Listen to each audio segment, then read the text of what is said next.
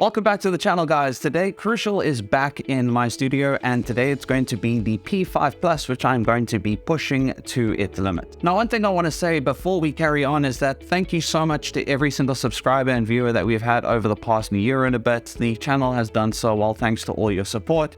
Just one thing, I've seen so many returning reviewers, but you're not subscribed. So showing your support is so easy, and just pushing that subscribe button and you have no idea what it does for the channel. Now, we have a really sad reality in SSDs in that we know so little about them. There's actually so much more to an SSD than we actually think. So for a lot of people, they think that it's maybe just a bit of silicon slapped onto a PCB and your computer does the rest of the work with the flash, but it's not actually like that at all.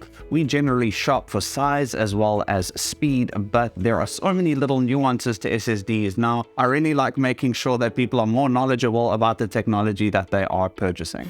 As an example of this, if we look at the P5 Plus, which we are reviewing today, at the end of the NVMe, there is a small little module called the controller module, and that's generally made up of an ARM chip, a 32-bit ARM chip, but it actually has cores in it. So if you look at an SSD, it's almost like a mini PC. And what this controller does is actually controls the flash channels as well as how many embeddable chips you can have in that actual silicon layout. DRAM is another aspect of SSDs that we do not generally look at. Now, in the controller module, depending on the SSD, some don't, some do. In this one, it does. Well, in the P5 Plus, it does. There's actually DDR4 memory or different types of memory that are part of the controller module, which makes the experience of using an SSD all that much better depending on how it's set up. Another aspect which is extremely important is flash type. Now, most people just know that there is QLC or TLC, but there's so many different variations of QLC and TLC, and that all goes down to how it's layered. In the example of the P5 Plus that we're looking at today, it's actually 176 layered on the NAND flash. Next is interfaceability, PCIe 3, PCIe 4, and PCIe 5. And this is also determined by the actual SSD on how it interacts with the PCIe lanes in your PC, which determines the speed and the stability of the SSD. There are other aspects like block size, encryption, as well as the endurance of the SSD. But again, that is why we exist as reviewers, to make sure that you're making the best possible choice when it comes to your SSD. Now, what I'm doing in the background is I'm starting to collect a lot of data on different SSDs that I test, so that when we look at SSDs in the future, we can actually take one versus the other and compare what the performance per price is, also what you're getting, and making sure that it is the best possible investment for you. And this is going to include things like price per gig, as well as how much VRAM it might have. I'm even taking the average as well as peak performance of Crystal Disk data as an example to make sure, okay, what does it do in peak? What does it do on actual real world performance? And what is that in an expression in percentage? So that data will come, but we are going to be using tried and trusted methods for our review today. Let's look at the specs. And the first one that's most important is the size, which is 2 terabytes. Now, the form factor is a 2280, which is basically the length of it, as you would put it inside your motherboard or your laptop, or depending on where you're going to put it.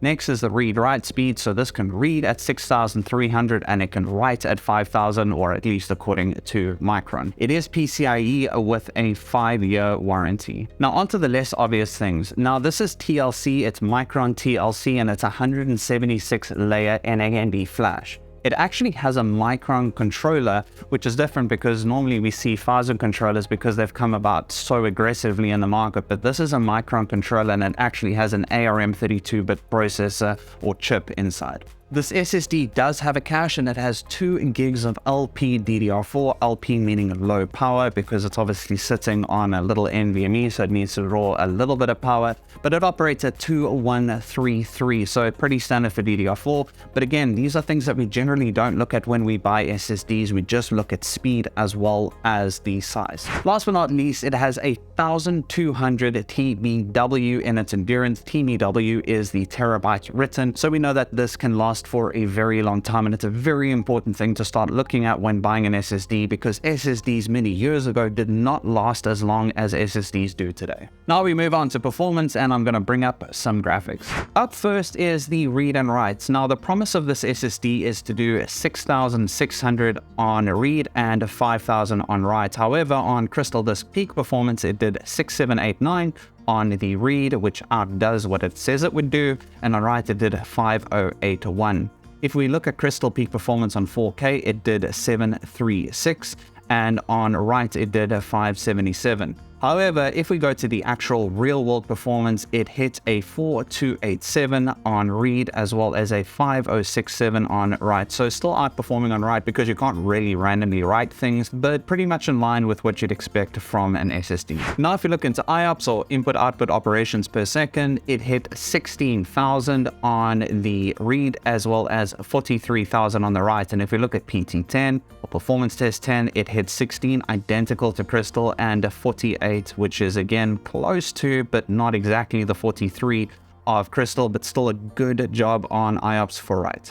Now on to the nuanced details that you might like. Read and write on 4K did 65 on read and 177 on write, which does seem low, but again, pretty in line with industry standards. And on PT10, it was 62 on read, so close to Crystal Disk, as well as 186, which is also close to Crystal Disk. So again, just showing that the performance is quite stable across the two test measures. Now, one thing I do want to draw your attention to is the random read of the P3 Plus versus the random read of the P5 Plus. Now, note that these are two totally different situations in that the P3 Plus was not put as the operating system SSD versus a P5 Plus was. So we can see that the P3 Plus actually did better versus the P5 Plus, and we did have quite a few drops in performance. Now, again, I can't relatively say that this is something to be worried about. Honestly, I don't think so, but same block size, but we did have drops in performance. But this is reading deep information because it is in an OS, but it's just something that I'm going to be showing you more and more of because I'll be installing these on operating systems to actually show true performance measures.